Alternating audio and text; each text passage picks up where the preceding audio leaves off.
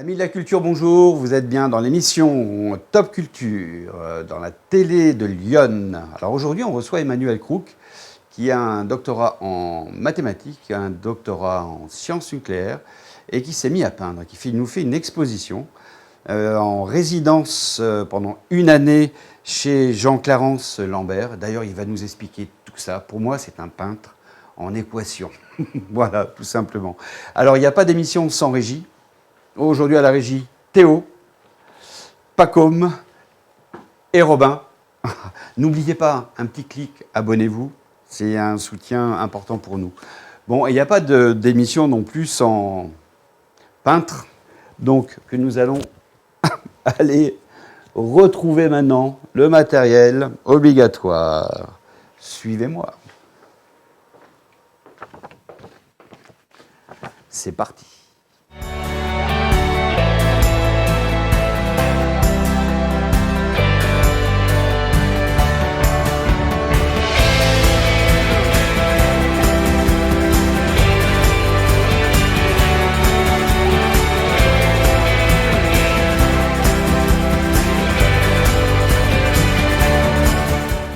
Emmanuel, bonjour. Un petit Bonjour, peu de gel. mon cher ami.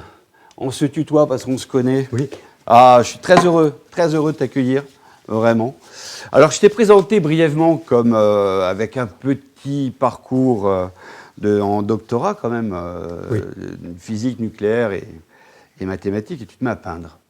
Donc, est-ce que tu peux peut-être élargir cette équation-là? Je t'ai comme un peintre en équation, est-ce que ça te va déjà? Ah oui.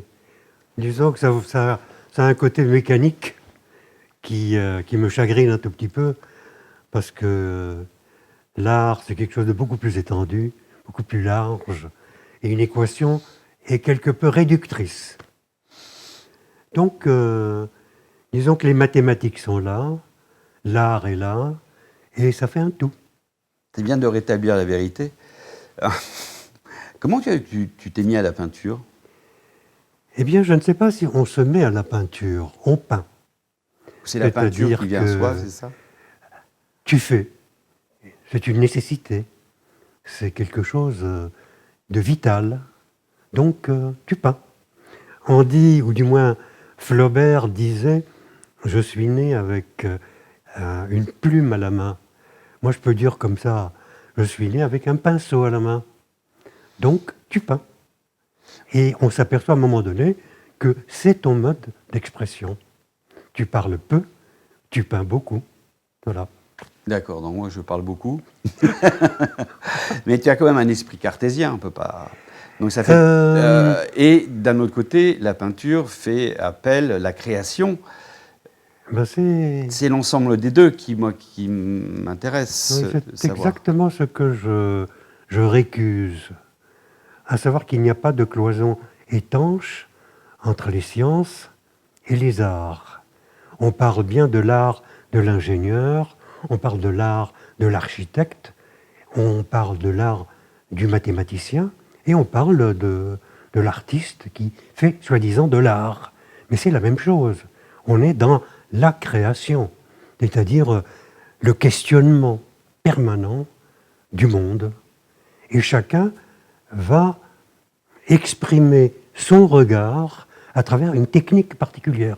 Ça peut être les mathématiques, la physique, la sculpture, la peinture. C'est la même chose. On a beau nous parler d'un cerveau droit et d'un cerveau gauche, il y a surtout un cerveau. Et c'est ça qui fonctionne tout le temps ensemble, en réseau, tiens, pour utiliser le terme contemporain. Voilà. On est quand même influencé parce que ce qu'on a appris, et on est influencé aussi par son passé. Bien Toi, sûr. ton passé est un petit peu mouvementé quand même. Oui. Si tu as envie de nous en faire partager ça, pour qu'on puisse mieux comprendre après ta peinture. Oui. Disons que chacun de nous a une histoire. Et il se trimballe, comme on dit, avec des valises, pour utiliser la terminologie des psychanalystes.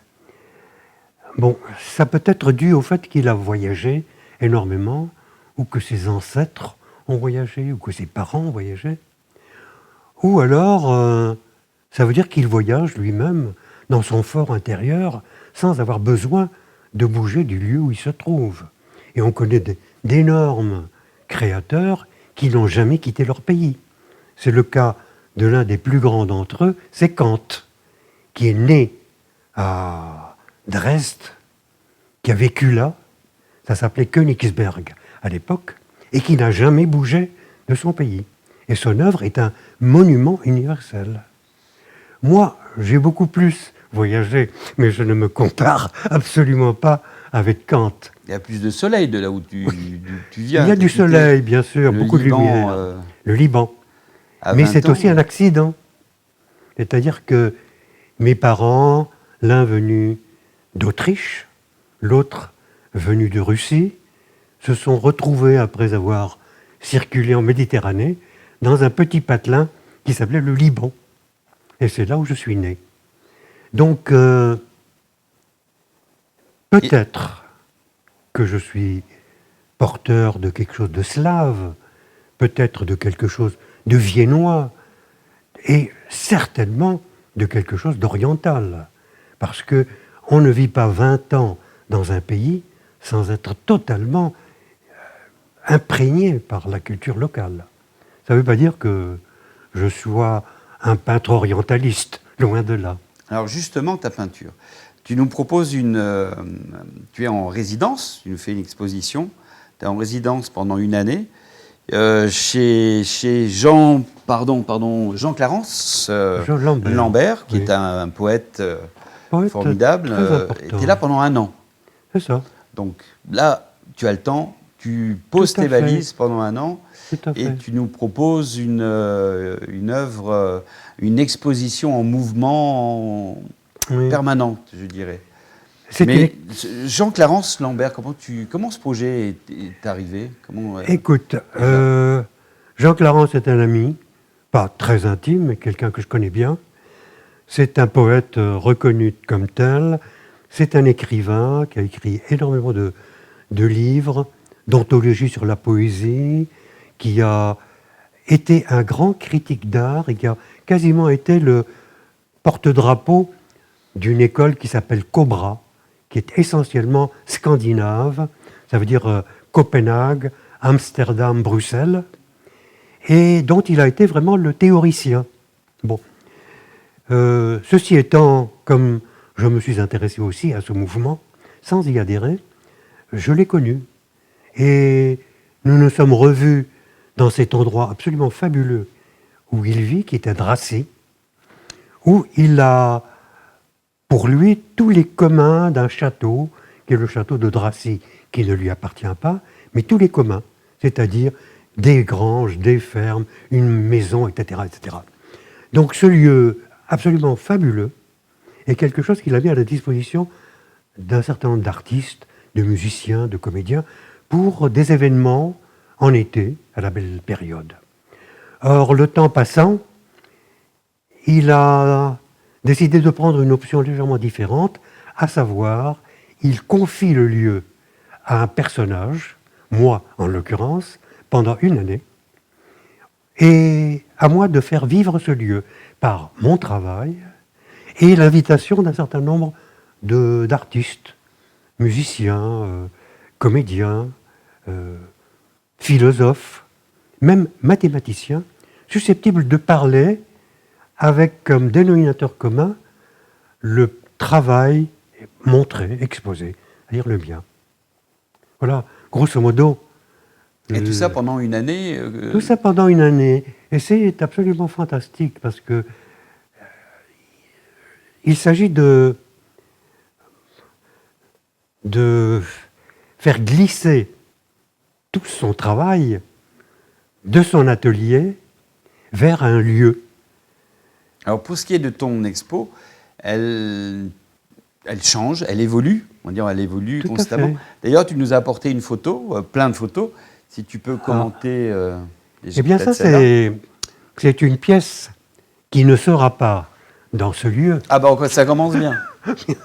Qui ne sera pas dans le lieu, et qui est une pièce qui représente l'intérieur de mon atelier, c'est-à-dire avec tout ce qui s'y trouve, avec les couleurs flamboyantes.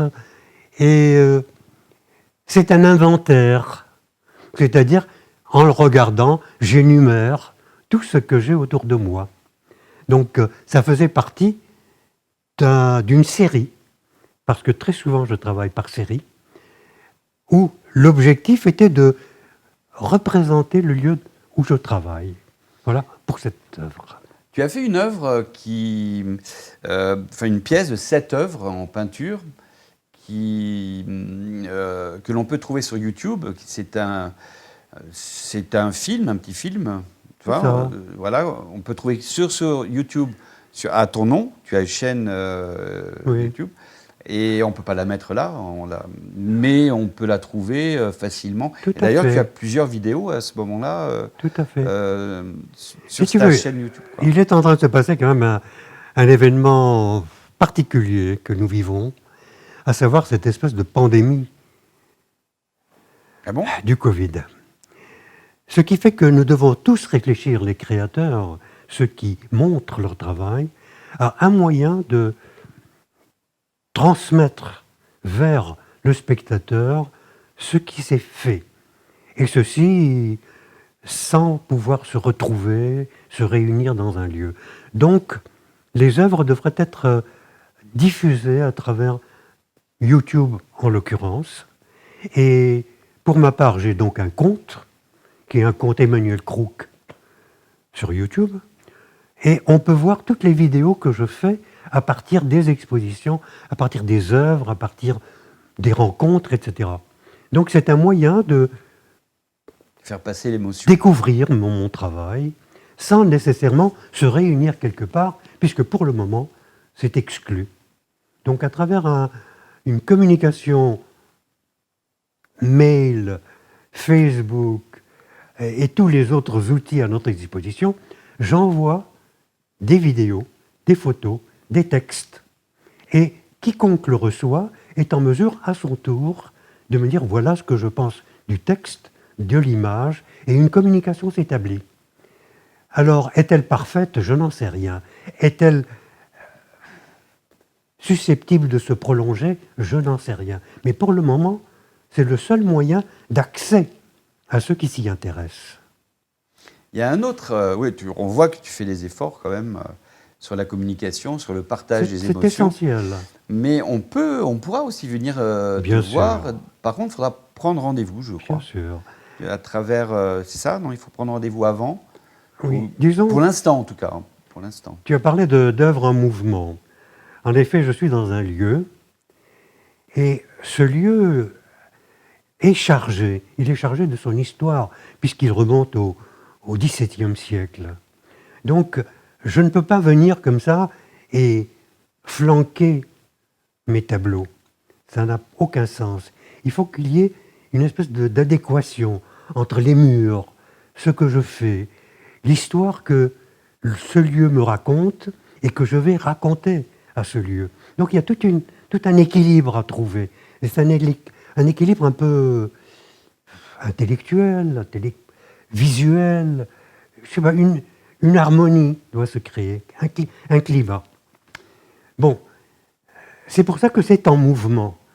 C'est-à-dire qu'il y a des moments où une œuvre que j'ai mise sur place ne fonctionne pas. Il faut donc que je l'enlève de là et que je mette autre chose.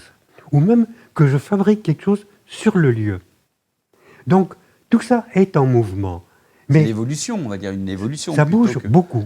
Voilà. À un moment donné, c'est l'harmonie, c'est ton harmonie, l'exposition, et puis il y a un mouvement qui se crée parce que X raisons. L'inconnu arrive dans cette équation, et tu vas bouger un tableau, tu vas bouger quelque chose pour créer une autre... Tout à fait. Je crois que tu as utilisé le mot qu'il faut, à savoir créer. C'est une création. Et c'est une façon de faire participer l'amateur à ce phénomène de création, qui est très aléatoire. À savoir que je ne sais pas où je vais.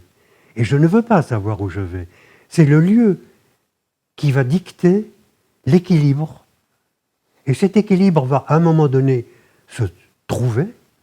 Et à partir de ce moment-là, tout le monde pourra venir pour autant qu'ils prennent rendez-vous, parce que je peux difficilement être là 24 heures sur 24.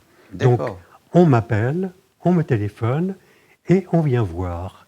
On peut être quelques-uns, pas plus que 6, disait-on, mais on peut être quelques-uns. 6, toi y compris. Moi y compris, donc 5. Et on circule, on regarde, on voit, on sent, on bavarde, on échange.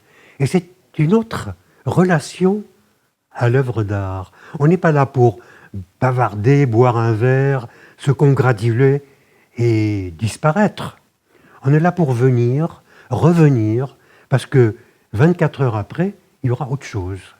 Et puis il y a ces week-ends culturels où Il y aura des intervenants. des intervenants, des musiciens, des personnes qui vont faire que ce lieu va quelque peu vivre. Parce que très souvent, ce qui se passe avec les galeries, c'est qu'il y a le vernissage, et puis après, le vide absolu. Ou l'immobilisme, on va dire. Ça, alors que là, c'est quelque chose qui vit, avec moi, avec les œuvres, avec les personnes qui sont là. Voilà. Et puis, étant donné qu'il y a des salles, c'est un lieu qui fait à peu près 500 mètres carrés et qui est composé de salles. C'est pour ça qu'on a parlé de labyrinthe, ou plutôt de labyrinthe, puisqu'il se passe quelque chose dans ce lieu. Et chaque salle a un sens, une signification. Elle parle du temps, elle parle de la vie, elle parle de la mort, elle parle de l'inconnu. Et il y a une espèce de mouvement, de déplacement à travers ce lieu pour sentir un peu ce que je sens moi-même et parvenir à un échange. C'est ce qui est la chose la plus difficile. Faire en sorte que celui qui est là comprenne ce que je tente de dire par un échange, par une présence. J'ai aucun doute que ça va être passionnant. Je voulais savoir, est-ce que tu penses peindre là-bas ou tu penses créer autre chose, créer sur place? Écoute, quand Le déplacement de ton exposition est une création. Quand je suis dans une salle, il y en a une en particulier, je vais citer, que j'ai appelée le passage, et mieux encore, le passage Primo Levi. Primo Levi étant cet auteur italien qui a été dans les camps d'extermination nazis et qui est un rescapé des camps. Donc, c'est une façon de rappeler, pour moi c'est très important, de rappeler que le XXe siècle a été une catastrophe. Et il faut que, dans chacune de mes manifestations, je rappelle à ceux qui vont voir mon travail qu'il s'est passé quelque chose quelque part, pas très loin d'eux-mêmes, un moment dramatique. Et donc, il y a une salle qui s'appelle le passage Primo Levi. Qu'est-ce que ça veut dire? Ça veut dire qu'il y a quelques pièces qui vont évoquer, pour certaines personnes, l'angoisse du souvenir de cette catastrophe. Il ne faut pas oublier. Donc, bien sûr. il ne faut pas oublier que la mémoire est quelque chose de très important et qu'elle nous construit. Donc, certaines pièces vont rappeler quelque chose. Mais il n'y a aucun catastrophisme. Ce sont de très belles pièces parce qu'on vit d'espoir. Donc, lorsque 3 ou 4 pièces sont réunies dans cette salle, il y a le moment où je me dis que cette pièce dénote par rapport aux autres, où elle est trop joyeuse, où elle est trop sombre. Donc, il faut quelque chose d'autre. Donc, je vais dans mon atelier et je fabrique quelque chose qui soit mieux adapté à l'ensemble des pièces présentées. Avec déjà ce que tu as avec ce créé, qui est déjà là. Où Donc, tu vas créer en plus. Donc il y a une création, D'accord. mais il faut qu'elle soit réduite au minimum. Parce que l'objet n'est pas de refaire des œuvres, c'est de faire dire aux œuvres quelque chose de différent dans un lieu différent. Apporter une atmosphère différente. Apporter une atmosphère, Avec- raconter une histoire. Et ça veut dire que l'observateur n'est pas en train de regarder des tableaux, il vit à l'intérieur d'un lieu qui tente de lui raconter une histoire. Et En faisant lui-même partie de la création, alors. il devient lui-même l'auteur de ce qu'il voit. Et c'est très intéressant parce que tu sens qu'il y a une autre perception. On ne te demande plus, vous peignez à l'huile, vous peignez à l'eau, vous peignez à l'acrylique, vous faites des paysages, etc. Vous parlez de l'horreur d'un siècle. Vous parlez du temps, de la perception que l'on a du temps. Vous parlez de la beauté. Qu'est-ce que c'est que la beauté? Pourquoi cette œuvre vous réjouit? Pourquoi vous avez le sentiment d'une certaine plénitude? Qu'est-ce qui se passe? Et c'est ces questions-là auxquelles les installations ont tendance à répondre, ou tentent de répondre, parce que c'est toujours une approximation. Parce que c'est vrai, sur des questions comme qu'est-ce que c'est que la beauté, on a tous Je une. n'en sais rien. Parce que le drame, c'est que Ça peut être chacun... la nature pour l'un, ça peut être. Tout à fait. Alors que là, ça va être en suivant les énergies qu'on a, l'énergie, Il doit se passer quelque chose. Tu sais, j'ai été parfois tenté de dire qu'un artiste est un passeur.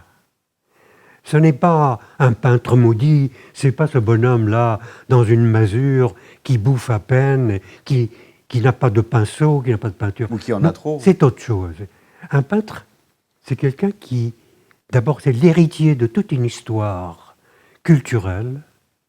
C'est aussi le témoin de ce qui se passe quotidiennement autour de lui. Et c'est enfin le passeur de ces deux choses, l'histoire et le quotidien. Et donc, il a une mission. C'est pas n'importe quoi. C'est quelqu'un qui doit dire aux gens, voyez, regardez ce qui s'est passé, regardez ce que je fais, poser des questions, avancer, foncez, la vie est là, qui vous tend les bras. Et non pas de dire, écoutez, on va s'écraser les uns les autres, le climat est en train de nous assommer, on meurt demain, etc. Non, je passe un flambeau. Je dis aux gens, voilà, vivez. Un devoir de passeur J'ai un d'émotion. devoir, j'ai une mission. Donc Et la même personne qui vient voir tes œuvres, qui vient être l'auteur des œuvres, qui vient participer, un jour pour revenir 3-4 jours après et créer et être dans un autre monde complètement. il est à son tour créateur. Et j'ose espérer que, à partir des questions qu'il sera amené à se poser, parce que rien n'est évident, tout est énigmatique.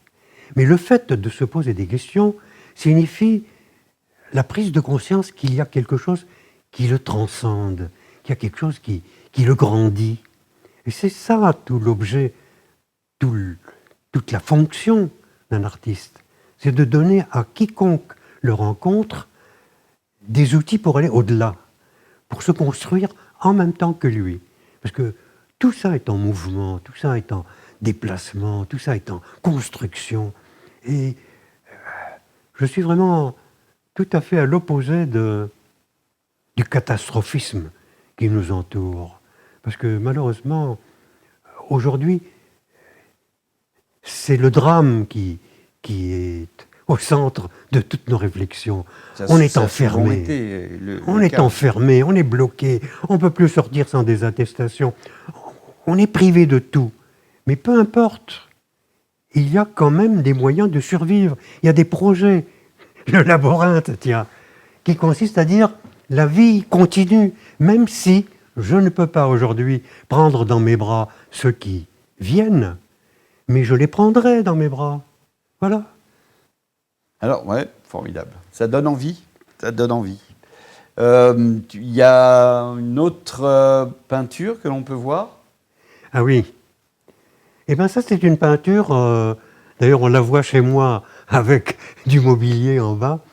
C'est une peinture inspirée de des Amérindiens. J'ai passé quelques années aux États-Unis, et dans un endroit absolument fabuleux qui est l'Arizona. Et c'est vraiment le pays de plusieurs tribus indiennes, les Navajos en particulier, qui sont des gens qui utilisent des couleurs primaires. Et j'étais très impressionné par leur peinture, leur mode d'expression, et en fait aussi par l'énergie des États-Unis. Et là, on retrouve un peu l'étoile américaine dans ses couleurs primaires, et qui sont des couleurs qui représentent le soleil, le sang, la vie, l'eau, les pierres précieuses que l'on trouve là-bas. Donc, il y avait toute une série d'œuvres que j'ai faites à partir de ces schémas-là, qui sont aussi les schémas qu'on retrouve dans les tapis que font les Indiens aux États-Unis. Donc, c'est mon séjour américain. Les Navarros, il me semble que c'était plus porté sur le turquoise, donc on voit bien le bleu. Oui. C'est ça, non? Tout à fait. Turquoise, rubis. Ce sont des pierres qu'ils trouvent dans le désert et auxquelles ils attribuent par ailleurs des capacités énergétiques. Et ils portent toujours des bijoux qui sont resplendissants et qui les protègent. Ils essaient d'être le plus près possible de la nature. Tout à fait, voilà. tout à fait. Qui pour eux, le dieu est voilà une autre essentiel. Une autre peinture, toujours. Et puis il y a aussi quelque chose de cosmique dans tout ça. À savoir qu'on a le sentiment de regarder un ciel, des éclairs, des signes. Et puis, on parlait tout à l'heure d'équations, ou de mathématiques, ou de méthodes. Tu vois que cette peinture est divisée. Il y a un rapport entre différents carrés, rectangles, etc. Or, un tableau est, en fin de compte, une structure. Et cette structure elle-même résulte d'un certain nombre de lois qui font qu'un équilibre ou une Tu te sers sensation. un peu peut-être du nombre d'or Peut-être, mais je ne veux pas nécessairement forcément. me référer à...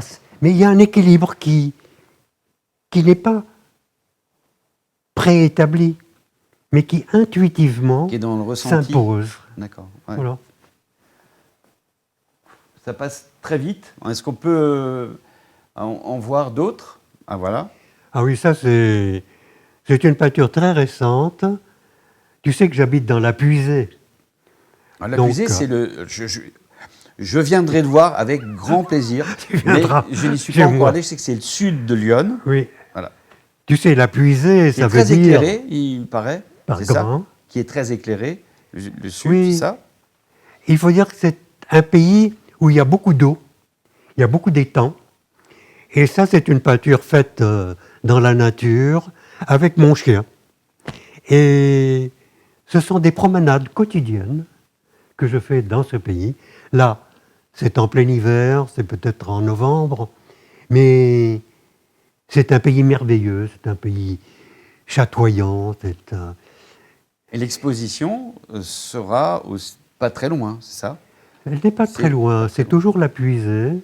Tu as fait un autoportrait aussi. On passe sur le dernier, si on peut trouver un autoportrait. Voilà. Eh bien, ça c'est quelque chose... Comment est-ce qu'on arrive à faire un autoportrait? On va essayer de conclure là-dessus. C'est un portrait que j'ai exposé... Ah pardon, j'ai dit autoportrait, mais non, ça n'est pas un autoportrait. Je disais là, il faut un miroir, hein, mais bon, je plaisante. Tiens, pour tout te dire, c'est l'image de ma mère. D'accord. Voilà. Et c'est une peinture que j'ai exposée il y a 2 ans à la Ferté-Loupière, dans la grange du Prieuré, un énorme endroit. Et il y avait toute une série de portraits, dont celui-là. Et le thème, c'était un retable, c'est-à-dire une énorme construction. dans laquelle les tableaux se renvoyaient les uns aux autres. D'accord. Désolé d'avoir...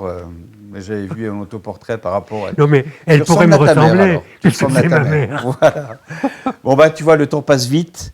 On va conclure. Juste, tu as besoin, tu cherches aussi des bénévoles. Oui, Aussi, oui. pour venir un peu t'aider. Enfin, tu Oui. leur donnes accès. On peut retrouver tous tes tableaux, toutes les infos sur ton site YouTube, hein, ta chaîne YouTube. Donc, Emmanuel Crook. Voilà. On a tout. Je te remercie énormément d'être venu. Ben, c'est C'était vrai que passionnant, on c'est- aurait pu passer des heures. En tout cas, on essaiera de venir faire un reportage. Eh bien, je t'attends, Nicolas. Et puis, ben, je vous remercie d'être présent, d'être fidèle. N'oubliez pas d'aller voir sur aussi la télé de Lyon. Il n'y a pas que Top Culture, hein. Il y a un abonnement avec un soutien qui nous fait toujours plaisir. Je remercie la régie avec Robin, Théo et Paco. Voilà. Et je vous dis à la semaine prochaine.